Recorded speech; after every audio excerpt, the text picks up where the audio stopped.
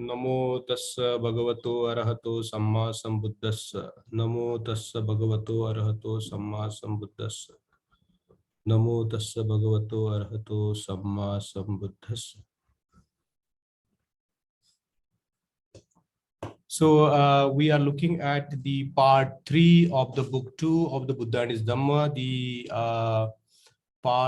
The book 2 is about how Buddha launched his campaign for conversion, and we have seen as to how the Buddha addressed the 5 Parivrajaka and Yasha and his friends, and then Sariputra Moggalayan, and then ultimately to Bimbisar, and then Anathapindaka. So we saw Buddha's strategy of teaching. And I think today we are going to look at the Buddha's conversion of King Pasennajit and Jivak and Rattapal. Now, all these names are very interesting in the Buddhist history, because the kings like Bimbisar and Prasenajit were the powerful kings of the time. They were like emperors of the time. And then when we look at the people like Anathapindaka, who was like a big businessman, a rich man of that time.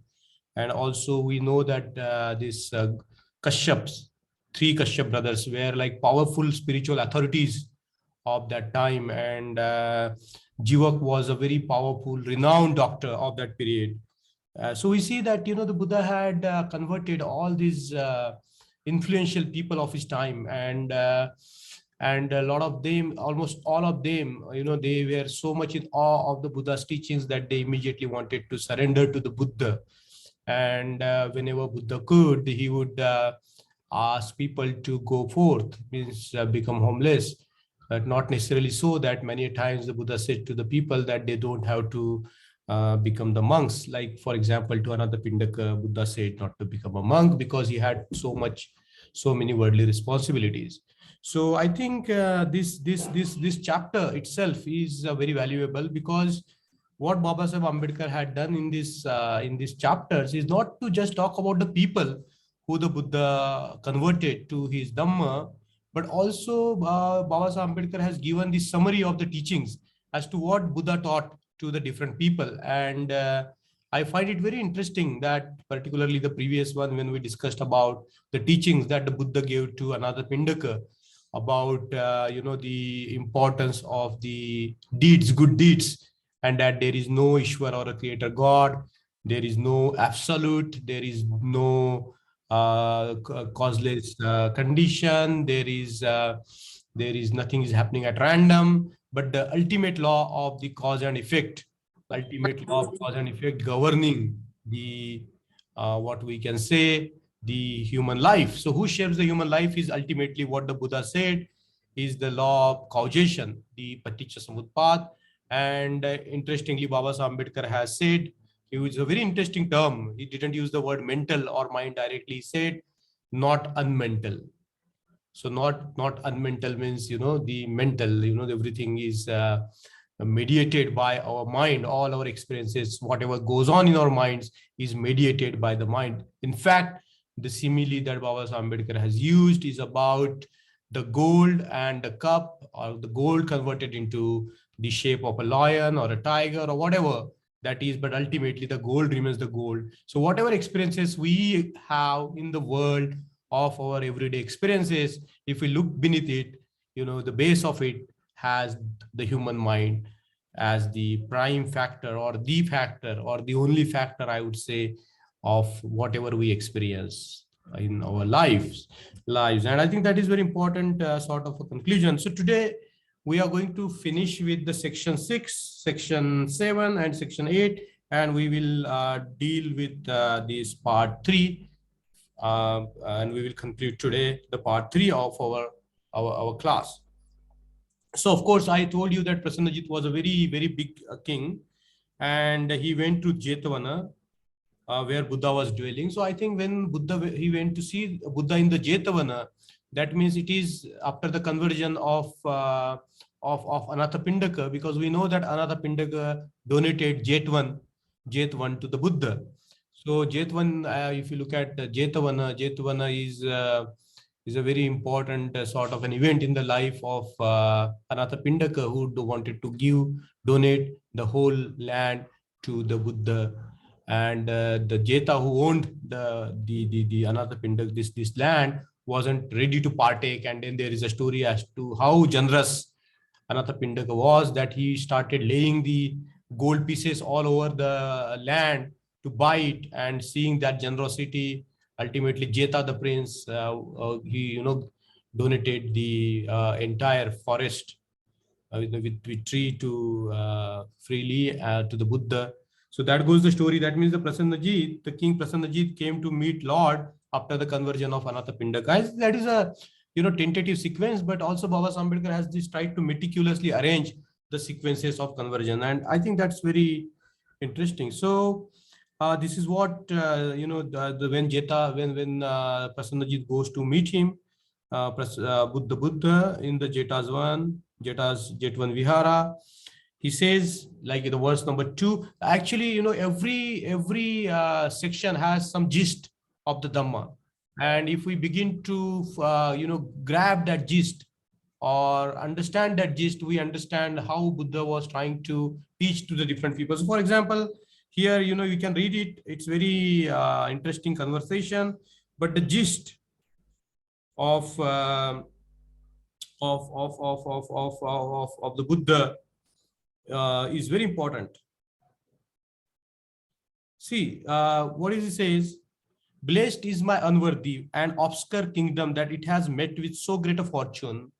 For how can calamities and dangers befall it in the presence of Lord of the world, the Dharmaraja, the King of Truth? You see, this is one of the specialty of Babasaheb Ambedkar. This is the use of denominations for or different nominations for the Buddha. So here you see Lord of the world. The Buddha is the Lord of the world. The Dharmaraja, he is the king of the Dharma, and the King of Truth, he is the King of Truth. That's what Prasannajit addresses the Buddha as. And now that I have seen your sacred features, let me partake of the refreshing waters of your teaching. You see the use of the words. Let me enjoy the refreshing waters of your teachings. Isn't it? So these images are very potent. They directly speak with us. Worldly profit is fleeting and perishable, but religious profit is eternal and inexhaustible. So that's how, these two things are compared, worldly and spiritual. Okay, so worldly doesn't mean that, we have to let go of everything, but worldly in a sense of the gross materialism. And we know that the worldly profit is fleeting and perishable, but religious profit is eternal and inexhaustible. A worldly man, though a king, is full of trouble. Even if you are a king, but if you have these worldly tendencies, what happens is that there are troubles, but even a common man who is holy has peace of mind. So your peace of mind doesn't depend on the material possessions that we have, but our peace of mind ultimately depends on the religious profits that we earn. And what are the religious profits? How do we earn the religious profits? By practicing the Noble Eightfold Path. And the line is very clear. It's a contrasting lines. A worldly man, though a king, is full of trouble, but even a common man who is holy has peace of mind. So a common man even has that access to the treasure which the king might not have. So knowing the tendency of the king's heart, weighed down by avarice and love of pleasure, the Blessed One seized the opportunity and said, now what is this? What is it that the Lord said to King Prasannajit? He said, even those who have been born in low degree, when they see a virtuous man, feel reverence for him. How much more an independent king, who by his previous conditions of life has acquired much merit, feel. So virtuous man, wherever a virtuous man there is a kind of respect for a virtuous man. I think that is very interesting, because this concept of virtuous man, the man of Shila, the man of Vinaya, and we know that Baba Sahib's one of the creative dimensions, one of the essential dimensions of his being was to be virtuous. And hardly in the history of the world we come across a person like Babasaheb Ambedkar, who was like an embodiment of a virtue, of ethics. So I think this is a very interesting sort of a proposition, that a virtuous man is respected by all. And now, as I briefly expound the law, let the Maharaja listen and weigh my words and hold fast to what I say. I think the verse number 8 and 9 are the sort of heart of this section. So what is the verse number 8? Our good or evil deeds follow us continuously like shadows. The Buddha has repeated this before also, but this is also interesting that our good or evil deeds follow us continuously like shadows. That which is most needed is a loving heart. Now, the Buddha's constant emphasis on the loving heart is very important. And then the Buddha goes on teaching Prasannajit as to how he should be. He says, regard your people as we do and an only son.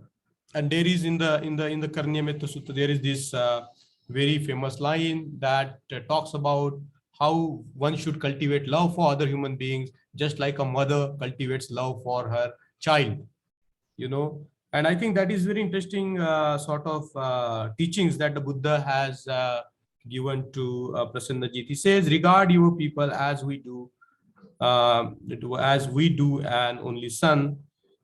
Do not oppress them, do not destroy them. So Buddha is telling him, actually effectively teaching him the version of the first precept in a broader sense.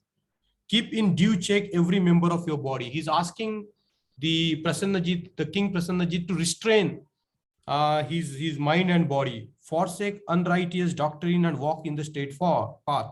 He's asking him to clear all the forest of the speculative thoughts, all the jungle of unrestrained the philosophization, and walk in the straight path.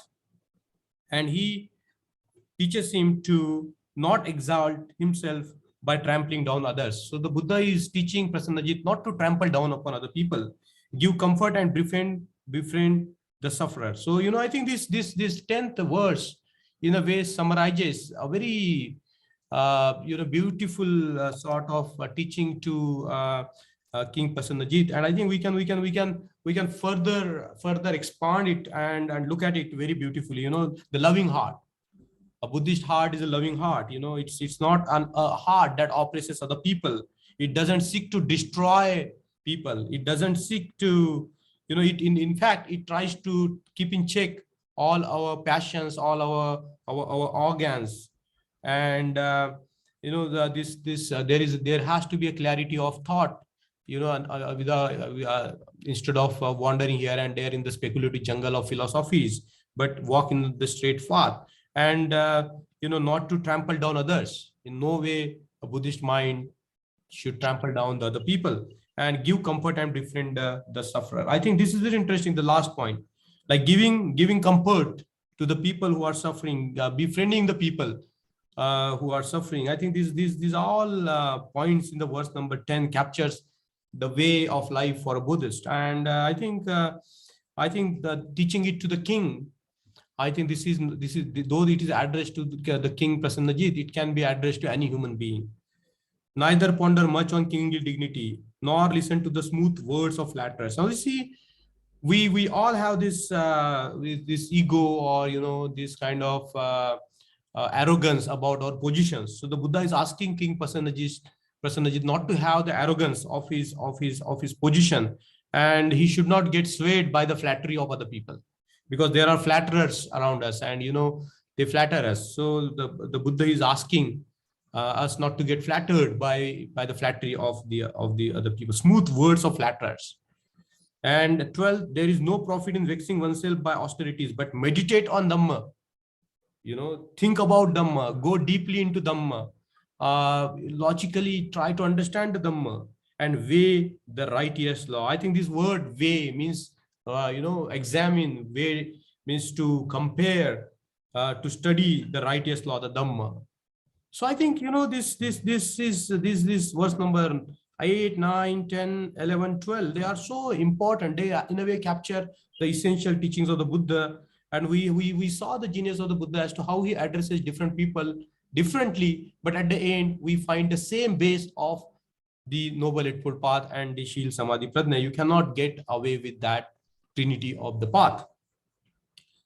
And the verse number 13, very interesting. We are enclosed on all sides by the rocks of sorrow and ill, and only by considering the true law can we escape from this sorrow-filled mountain? So like we are all surrounded by the sorrow, mountain of sorrow, and only by practicing the noble eightfold path we can come out of it. And 14th, very interesting. What profit then in practicing iniquity? So what do we get by practicing iniquity? What do we get by practicing the classism or casteism or patriarchal sort of attitudes? What do we get by this by practicing iniquity? All who are wise spurn the pleasures of body, they loathe lust and seek to promote their spiritual existence. I found this verse number 16 very interesting, and the metaphor is so potent that, just visualize it. When a tree is burning with fierce flames, how can the birds congregate therein? When something is burning, the birds cannot congregate. People cannot go to the place where something is burning ferociously. Truth cannot dwell where passions live. You see the conclusion of these two beautiful lines. When a tree is burning with fierce flames, how can the birds congregate therein? Truth cannot dwell where passions live. So where there is a fire of passion, when the whole, the society or a community or a family or any relationship is flared up by the passion, how can truth dwell there? Without a knowledge of this, the learned man, though he may be praised as a sage, is ignorant. You see, this is a very pithy line. Truth cannot dwell where passion lives. This connection of truth with the emotions. Of course, passions are the emotions. They move us out. So the truth is often considered to be very abstract, and it's logical, and there are the various ways of formulation of truth. There are logical schemes, so on and so forth. But this sentence, it's like hits at this logical frameworks and goes directly where the truth lies. Truth cannot dwell where passions live. So even if we have seen these people are very educated, very much they are masters, they are experts in different fields, but because they are moved by the passions, what happens is the truth gets obscured, and a lot of people make serious blunders even when they have good education or better education. Passion here means, okay, so passion here means the passion of raga, dvesha, and moha. So we see how interesting argument that the Buddha has built in this short this thing. On him who has this knowledge, true wisdom dawns. Only when you have this knowledge, the true wisdom is possible. Without this knowledge, the true wisdom is impossible. To acquire this wisdom is the one aim needed. To neglect it implies the failure of life. So what is the failure of life? The failure of life lies in not attaining the truth. This verse number 17 is so important. To him who has this knowledge, true wisdom dawns. To acquire this wisdom is the one aim needed. To neglect it implies the failure of life. The teachings of all schools should center here, for without it there is no reason. You see why I'm reading it verbatim, because you see this I think this verse number 18 is so profound, that the teachings of all schools should center here. Where should, even if we talk about the schools within Buddhism or whatever philosophies there are in the world, they should center around this very fact, where we have one aim of attaining the wisdom. And Baba Sahib Ambedkar has built up this beautiful argument through the teachings of the Buddha as to what should be the aim of all the schools.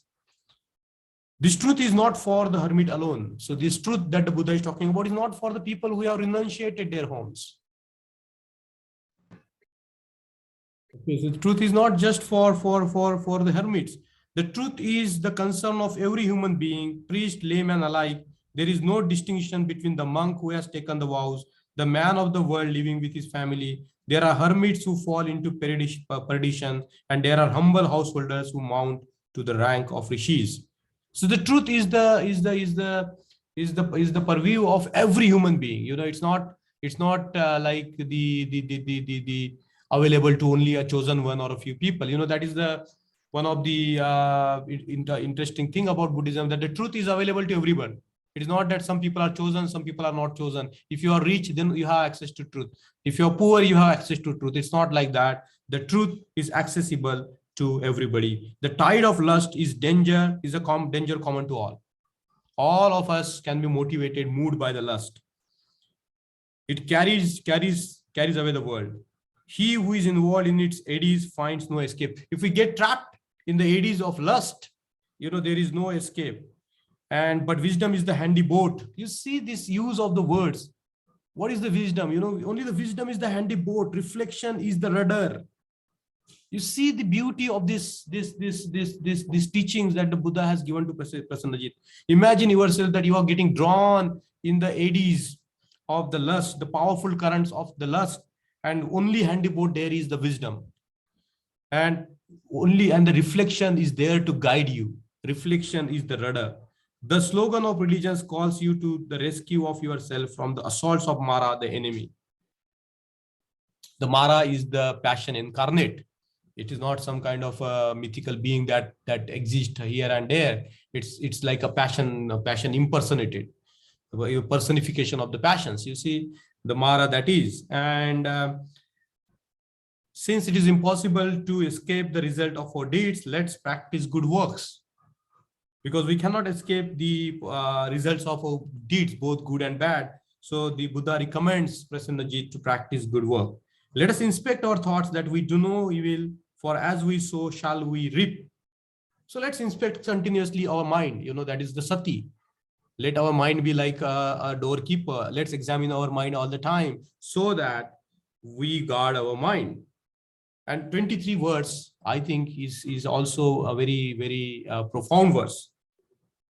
There are ways from light into darkness and from darkness into light. Sometimes we are going from light into darkness.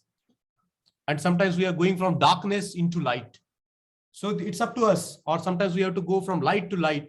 Or sometimes we go from darkness to darkness. So, there are ways also from gloom into deeper darkness. And from the dawn into brighter light. You see, it is these four pairs of that Baba Ambedkar, from darkness to light, from light to darkness, from darkness to darkness, and from light to light. This is the wise man will use the light as he has to receive more light. He will constantly advance to the knowledge of the truth. So what will the wise man will do? He will use whatever little light has gained to further enlighten his life, to move from light to more light, from dawn to the full light. Exhibit true superiority by virtuous conduct and the exercise of reason. Meditate deeply on the vanity of earthly things and understand the fickleness of life. Elevate the mind and seek sincere faith with firm purpose. Transgress not the rules of kingly conduct, and let your happiness depend not upon external things, but upon your own mind. Thus you will lay up a good name for distant ages. The king listened with reverence and remembered all the words of the Blessed One in his heart and promised to become his late disciple. As I have been telling you continuously all the time, that Buddhism, Buddha and his Dhamma is not something that we read once and we forget. Buddha and his Dhamma has to be read continuously from time to time, reflected upon. I told you that the single line has a potential meaning to change our lives. And the more we reflect on, the other day I was reading a preface by R.R. Bhole, and he says that it's like a memorial of Baba Saheb Ambedkar. The Buddha and his Dhamma is like a memorial of Baba Saheb Ambedkar. And that memorial of Baba Saheb Ambedkar comes into life when we study the Buddha and his Dhamma, when we read the Buddha and his Dhamma, when we understand the Buddha and his Dhamma. And I think that's the beauty of this section number 6 and all the verses, because I was initially tempted to give you the gist of the section, but when I realized that every single sentence of this particular section carries a lot of meaning, and it is very weighty and very, very, very, I would say, solid and substantial. So this is all about the section number 6, the conversion of King Prasannajit. Now we move on to the conversion of Jivaka. Jivaka is a very famous name in the Buddhist history. He was a doctor, very famous doctor, and he was a personal physician of the Buddha. And the Buddha did not ask Jivaka, though he wished to become a monk, the Buddha asked Jivaka to stay a layperson and serve the Dhamma. And there is nothing to discuss much, but there are the stories of his birth, as to how he was found on the heap of heap of dust, and how he was rescued by the prince Abhaya, and how he went to the University of Takshashila to get his medical education, how he cured the kings, the rich men, and how much wealth he acquired, and ultimately he surrendered himself to the Buddha. But the Buddha didn't want him to become a doctor, and he requested Jivaka to continue with his profession as a doctor. So there is nothing much about in terms of the discourse, and you can read it about it in the Buddha's Dhamma. It's very narrative, but we will spend some time on the last section of the part 3, because it's very important. The conversion of Rattapala, in the modern language is Rashtapal, and how the Buddha converted Rashtapal or Rattapal into the Dhamma. So there is, of course, a setting where the Buddha was, and in the Kuru country. And there is a name of the town also, Thulakothitta. That is the name of the town. And he was with a great company of the bhikshus. And he gave a discourse in the Thulakothitta, the Brahmin heads of households of Thulakothitta. And they all were taken away by the Buddha's teachings. So when Buddha was giving this sermon, there was a young man who was sitting among the audience. He was a scion of a leading family of the place, to whom this thought came.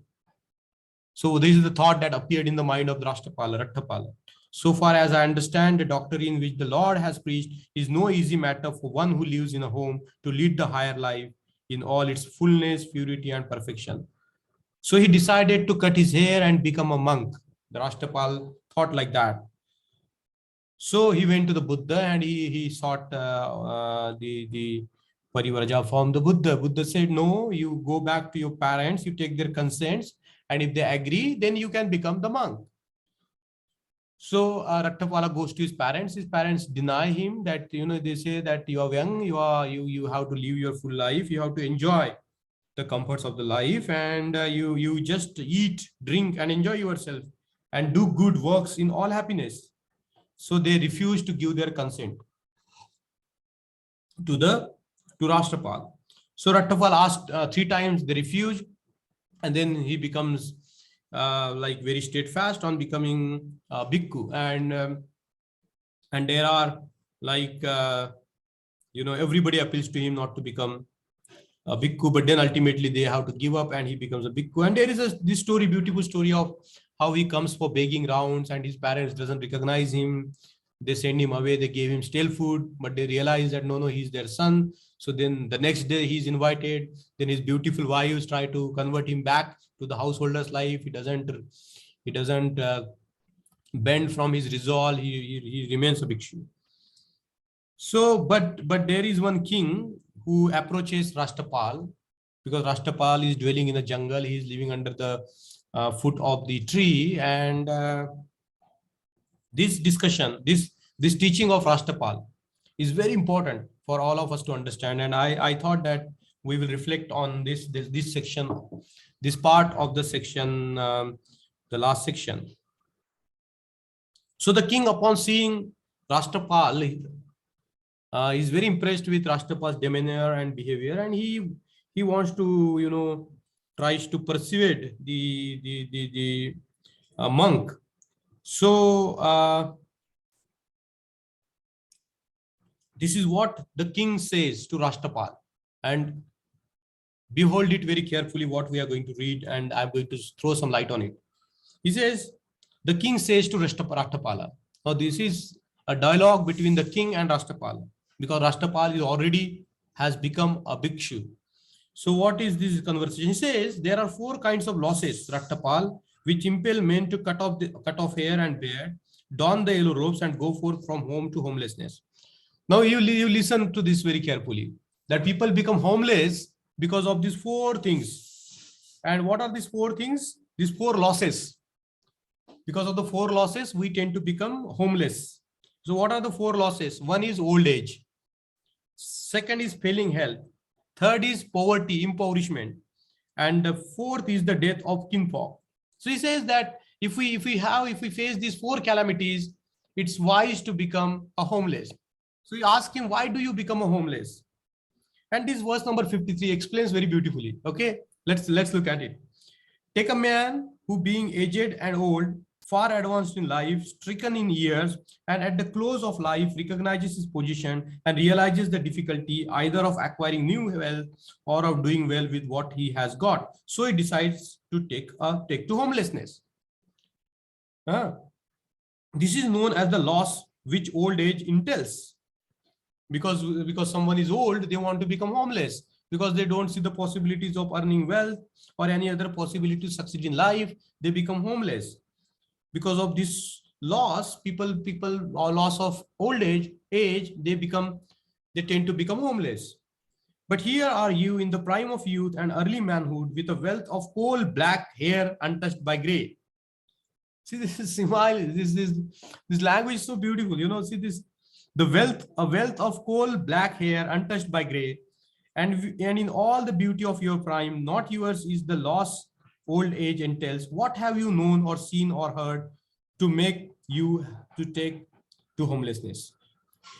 Understand this word. This kings asked him, what is it? What have you known or seen or heard to make you take to homelessness? You are not an old man. You are a young man. Your hair are pitch black. You are in the prime of the youth. Why do you become a bhikkhu? That is what the king asked to Rattapala. He talks about the four losses, and that can be the reason for going from home to the homeless. Or take a man who, being a ill health or pain or gravely ill, recognizes his position and realizes the difficulty either of acquiring new wealth or doing well with what he has already. So he decides to take to homelessness. This is known as the loss which failing health entails. So if you are suffering from some terminal disease, or you are having some grave disease, then you think about becoming because of this loss of health, you plan to go from home to homelessness. But you ask him, Rattapal, why you are doing this? You know, but here you are neither ill nor ailing, with a good digestion maintained by humors, neither too cold or too hot.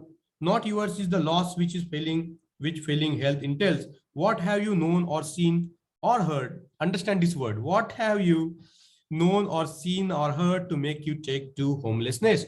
And that king repeats again the same thing for the richness, for the wealth. There is no loss of wealth for Rattapal, and then lost the death of the kinfolks, because somebody near and dear to us dies. Somebody, our relative very keen to us die, then this thought of renunciation comes into our minds. So these are basically, like, you know, the king says this can be the four reasons for renunciating, for becoming homeless. Why are you homeless? That's what the king asked to Rattapala. And he's constantly asking, the king is constantly asking Rattapala, what have you known or seen or heard? So now it's the time for Rattapala to answer the king. And I think this is very beautifully answered by Rattapal. Verse number 56. I have gone forth, replied Rattapal, sire, from home to homelessness, because I have known, seen, and heard the following four propositions enunciated by the all-enlightened Lord who knows and sees. You see, this how much you talk about it, how much you reflect on this, you can yield so much out of it. Because the king is constantly pestering, asking Rattapala, you know, what have you known? What have you seen or heard to make you take to homelessness? And then he says that you are not dying, you are young, you have wealth, and none of your close relatives have died. Why do you go homeless? So Rattapala says, because I have known, seen, and heard four propositions. The four propositions that the Buddha has taught. And who is the Buddha? on enlightened Lord who knows and sees. The the word Buddha comes from knowing. Yo bujjati so buddho. One who knows is the Buddha. One who sees as it is the Buddha. The word bodhi comes from the same word. Bo means the truth. Dhi means looking at it, seeing it. Like samadhi. Dhi means seeing, sama means equality. With the eye of equality, if you look at the world or every experiences, you have already attained to samadhi. So the word Buddha, yo bujjati so buddho. So who is the Buddha? Buddha is the Lord who knows and sees. So what are the four propositions of the Buddha? Number one, the world is in continual flux and change. This is the first proposition of the Buddha. What is the first proposition of the Buddha? The world is in continual flux and change. There is nothing in the world which is not changing. There is nothing in the world which is remaining as it is. Everything, even as I'm talking, as you are living your lives, the world around us, everything is changing constantly, continuous flux. The change is unfolding before all our senses. If we reflect on what we are seeing, if you reflect on what you are hearing, smelling, touching, testing, whatever it is, or thinking even, everything is constantly moving, constantly changing, continual flux. So this is the first proposition of the Buddha. The second proposition of the Buddha is this: the world has no protector or preserver. There is no protector or preserver of the world. The world is as it is. There is no agency that protects the world. There is no agency that preserves the world. And the third proposition, I think, is very essential, is we own nothing. There is a beautiful word in Dhammapad. It goes like this: puto matti dhanam matti iti balo viyanatti atai attanu natti kuto dhanam. Puto matti means people think that the children are mine. Puto matti, dhanam matti, the wealth is mine. Iti balo viyanatti. Viyanatti means think. Balo means foolish people. Foolish people think like that. That the children belongs to me, the wealth belongs to me. The Buddha further says, Atahi attanno natti. You don't even own yourself. Kuto putto kuto dhanang. Where are the children and where is the wealth? Isn't it? So ultimately, if we examine our experiences, we find that we own nothing. We must leave everything behind. There is a beautiful meditation in Buddhism called Marananusmriti, constantly being aware of the fact that we are going to die one day. Isn't it? And this is what is the reflected, in terms of this proposition. We own nothing. Whatever burden we are carrying on our heads, thinking that it's mine, it doesn't belong to us. We own nothing. We must leave everything behind. This is the third proposition. And the fourth proposition of the Buddha is also very interesting. And we have to think about it very carefully. The world lacks and hankers, being enslaved to craving. Because we all are enslaved to craving. We are all the slaves of the tanna. We are all slaves of craving. The word hankers.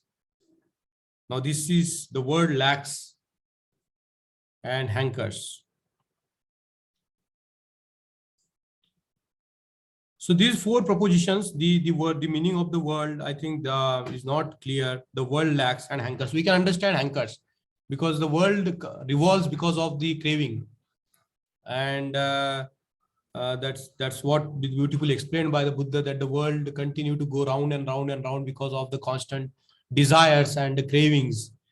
And the word lacks, we have to understand this meaning. If at the end of the day, if we want to reflect, we can all reflect on the proposition number 4. It is wonderful, it's marvelous, said the king. How right in this the Lord was. So compare these 4 things: old age, death of the beloved ones, poverty, and finally the failing health. We, in a way, are going to face this in our lives. Not today, tomorrow, maybe we are already facing it. isn't it? And we despair about life and we want to become homeless. But this is not the reason to become homeless. The reason Rashtapal became a bhikshu or a homeless is this, that he understood the Buddha's four propositions, and the Buddha's four propositions were the world is in continual flux and change. The world has no protector or preserver.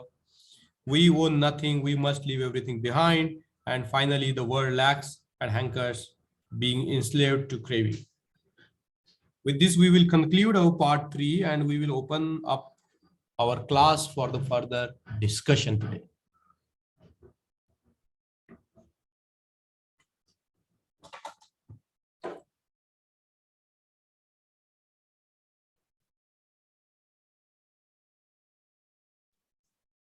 This going from home to homelessness. Yes. Does Bhikkhuni and Bhikkhus doesn't live in a built-in home? They have monasteries. What's the meaning of not building home? If for a layman and laywoman, if suppose one is traveling, are the travelers don't have the home? What is this homelessness? Does it apply to Upasak and Upasikas? Anybody would like to reflect on this? I think, Rucha ma'am, this question has to be taken on a lot of levels, on existential level, on philosophical level, and not as simple as you say that the monks and nuns build monasteries and somebody who is traveling, whether he's a homeless. The concept of homelessness is like the feeling of being comfortable somewhere. Maybe it's a householder's life or any other's life. Even the monks can have that feeling of being comfortable in some dwelling, and the Buddha therefore asked people not to stay in a place for a long time. The bhikshu by the definition itself has to be on the go, on move all the time. So I think the question is about very psychological. We have this feeling of being home somewhere, of being grounded somewhere, and the Buddha says that there is no place that you can call home. And in the very first verse that the Buddha uttered talks about the home. The Buddha says that I have seen you who construct the home, and I have destroyed your central pillar of your home, and I have become homeless. So it's very metaphorical, and also it's very psychological, that feeling of being home. It has to be linked with that feeling of self, where we have this very strong attachment to the self, the feeling that this is my secure place. And the Buddha ultimately says that there is no secure place in the world.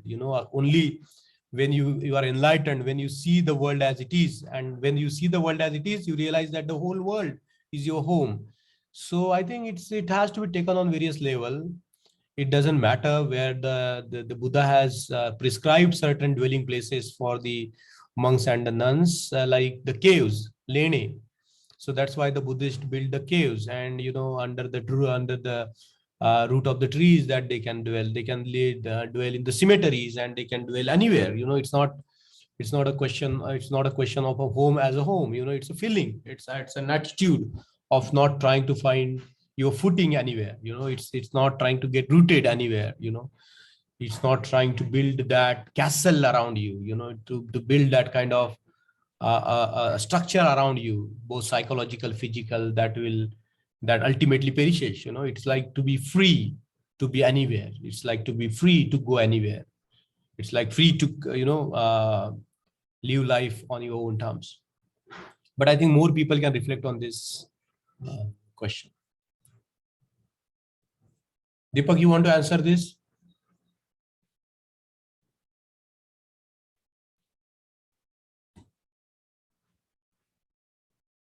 As you have said, Buddha asked and preached bhikkhus and bhikkhunis to move around. Charat Tarikam Bhikkhave Bhajan Hitaya Bhajan Sukhaya. But how much importance should be given to the self-practice? Because all the Buddhism is about personal purity. And it's not only applicable to bhikkhunis and bhikkhu, it is applicable to upasakas and upasikas also. The third verse, we own nothing. Yes. But there is so much attachment to I, me, and myself. Yes. My decisions, my books, my home, my thinking, my parents, my family, my children, everything. Yes. And it is also important to build up the community. But at the same time, personal purity is very important. I Right. think so. The suggestion given by the Buddha was for the 61 monks who were enlightened. So, Right. is it how should we perceive it? To attain the personal purity first and then preach and surround yourself and build up the community, or uh, not to give the much importance on the self practice but on building the communities. Right. I think you have to read this, what is called a Noble Eightfold Path, Arya Ashtangik Marga, because it's all about how we can live. The personal practice doesn't mean anything if we do not practice the Noble Eightfold Path, and there are the aspects of the path that has to do with the world.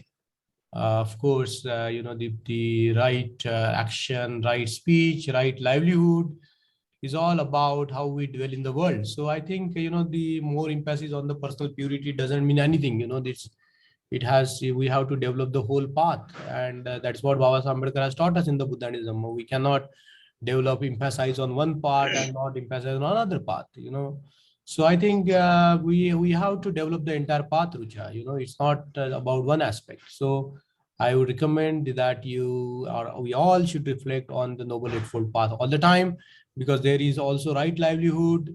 We have to earn with righteous means. We have to act in the world rightly. We have to speak in the world, to the world, with the people. So I think, this is taking one aspect and emphasizing too much on it, personal purity, personal practice like that, while the Buddhism is about the Noble Eightfold Path, and it has all the elements of developing whatever you talked about, and that is ultimately ultimate practice. Because according to the teachings of Baba Saheb Ambedkar, I would say the Noble Eightfold Path itself is the Nibbana. So if you want to have joy, peace, or pleasure, or I won't say pleasure, peace in the world, in your mind, the best way to practice Noble Eightfold Path in its entirety. It's not that you should start practicing somewhere and leave other things behind. No, we have to practice it together. I think it should be a simultaneous process. Attaining purity at a stage one cannot attain, and then start practicing like Eightfold Path. So it should be a simultaneous process, personal purity, and then following that Eightfold Path. But following Panchashila is must, because the gross evil deeds we must avoid first. Killing, stealing, then illegal relationship, and quarreling, we must avoid. And this addiction to drugs, this should be avoided. And then gradually we can progress on personal purity. Good.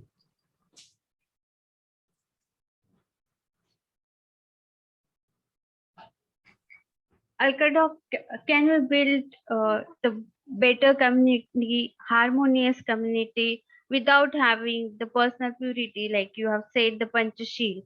And the second question to all of you in the forum is, what are the modern addictions here? Because times have changed. We are so much occupied and we have many platforms, social media at our hand on the go. So what are the modern addictions here? Richa madam, these are the questions I think at this moment do not pertain to what we are reading. And I think please stick to the discussions that we have today. Otherwise, we sway from here to there. So do you have anything to reflect on our discussion today?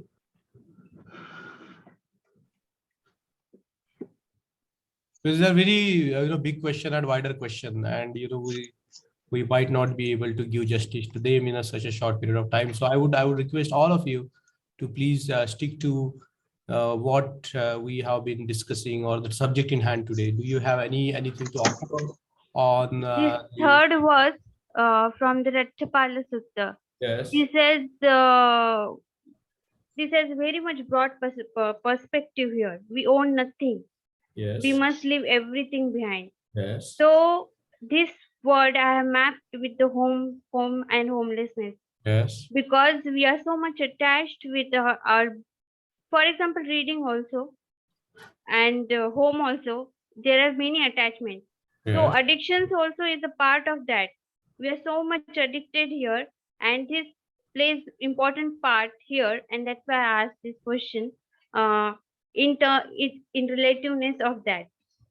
Okay. So this relates with you are becoming homeless, not for the 4 regions that generally are thought about, but here the Rattapal is giving his own sort of take on it. And do you agree with what he says on these 4 points vis-a-vis the 4 regions for the other people who think of going from home to homeless? These are very much as we discussed, it seems really very interesting. Okay. But to absorb it at deeper level in our minds, it Yes, takes yes. time, Very good. and it is a step-by-step process. Good. Yeah. So the only point I was thinking deeply was about the third verse. We own nothing. We Yeah. must leave everything behind.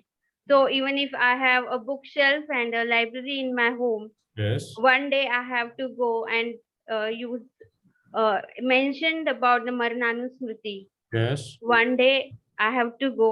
Yes. One day I have to leave everything. So I must not be attached with anything. Yes. I Yes. must be able to close that book and go. Yes. You should be able to do that. You should not get attached to anything. That is the point.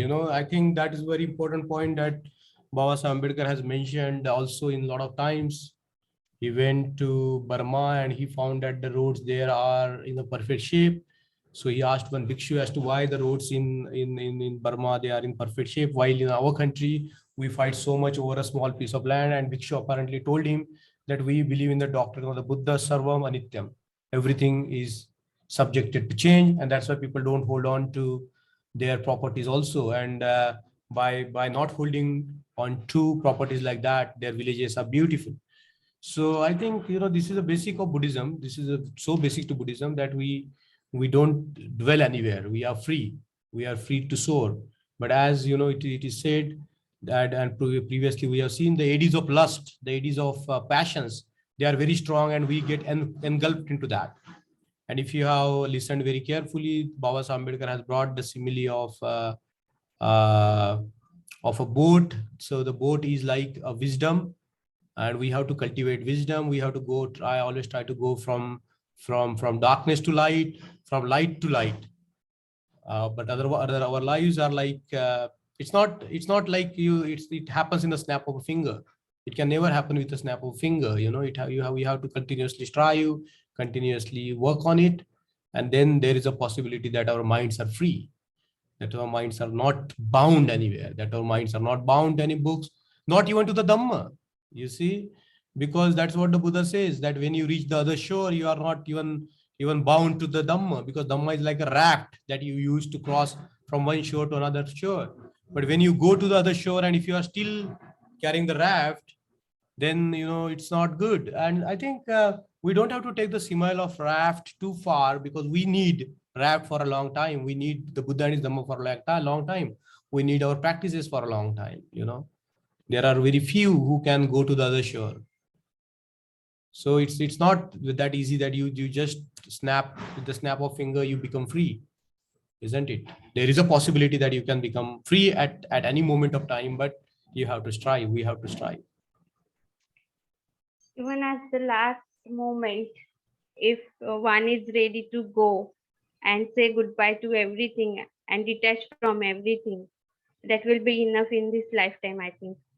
Yes, but that's more in the romantic side of the thing. There is nobody like this.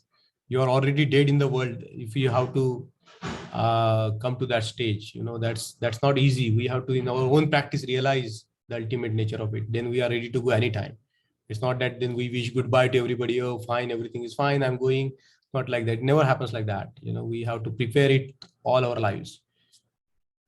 True, sir. I think, Pankaj here, I Okay, think this truth, attai attono natti, And then realizing to achieve this, one has to be, Swayamdeep. Th- Then only we can realize this truth. And then this concept of homeless can be related there. Otherwise, it's not easy to leave behind all world this possession, and because it is governing the entire life around, uh, the passions are governing the life. Yeah.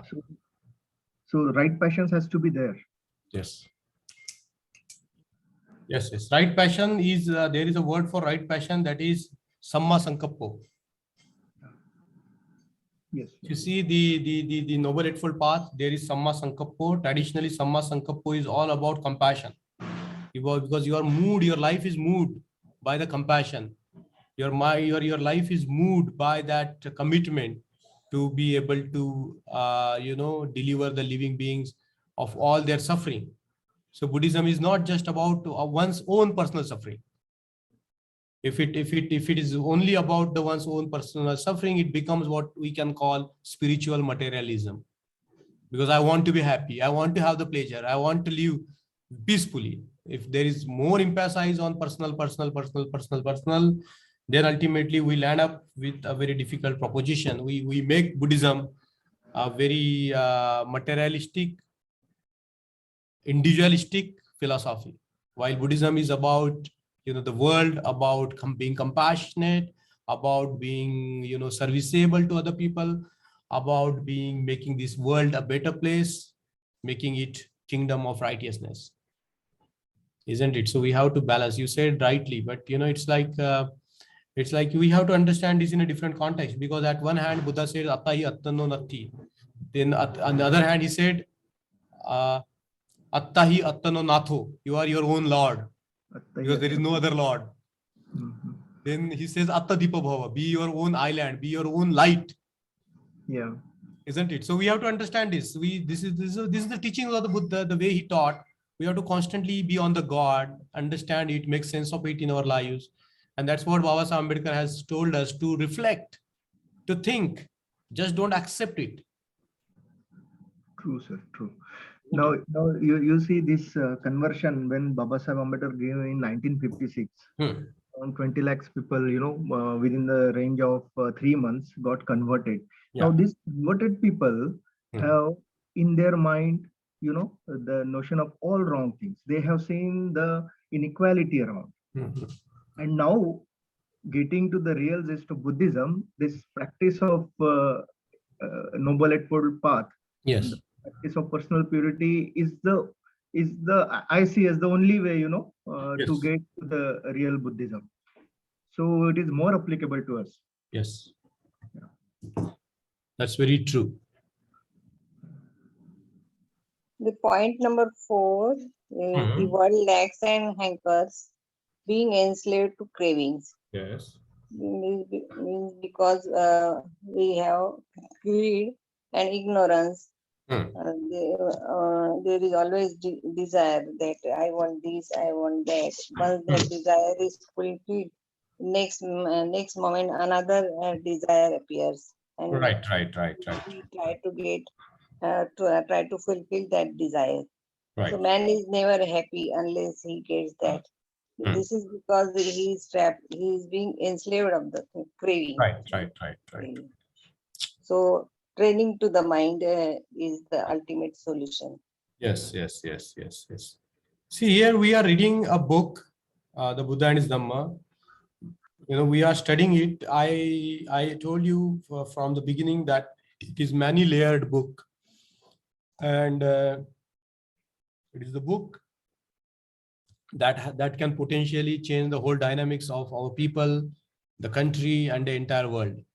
So this book is not something that is that has to be read once or twice, that has to be read continuously. To be very open with you, I have been reading this book for a long time. Every time I read the book, I discover something astonishing, something that hits me, which has not hit me before when I read this book. And this is a book that needs to be read. There are slow readings, there are fast readings, and some books makes your reading slow and makes you think about it, makes you go deeper. And this is the nature of this book, that, you know, sometimes it hits you from a direction that you have not seen before, and it unfolds something before you which you might have not felt before or thought before or experienced before, and suddenly you realize something which is so astonishing that you fall in the spell of the Buddhism. I think once my intention is to, through the study, make you realize it's not a proper word, but to understand the spell, the magic of this beautiful book that Baba Saheb Ambedkar. I won't even call it a book, as R.R. Bole says, the memorial of Baba Saheb Ambedkar. You know, he has memorialized himself through this book. And when we talk about something as a memorial of somebody, you know, it's a very sacred place that we always go back to pay our respect, to pay our homage, to pay our reverence to that person. And you know, this is like a gateway into the heart of the heart and mind of Baba Saheb Ambedkar. So more and more reading of it. I don't know how many of you are reading these books, this part in your personal lives, but I would recommend you very much to please go back, read, think over, take notes. I reckon that, you know, when we have these classes, you are taking your notes, because ultimately I envision that most of you should be able to you know, talk about the Buddhism, share this memorial of Baba Saheb Ambedkar with other people, because it's as much important to them as it is important to us. Any last point, Alka madam? No, I have also been reading this book since long. Still, whenever I read, I feel it is new and something new I am extracting from it. And I don't get bored whenever I start reading it. That is the beauty of this book. That is true. That is true. So, all right, for today's class, and may we meet next Saturday, and may possible also Sunday, to finish our backlog. And then we will go on with our regular pattern of Saturday, 11 o'clock. Okay? Yes, Jai Bhim. Thank you, Jai Bhim.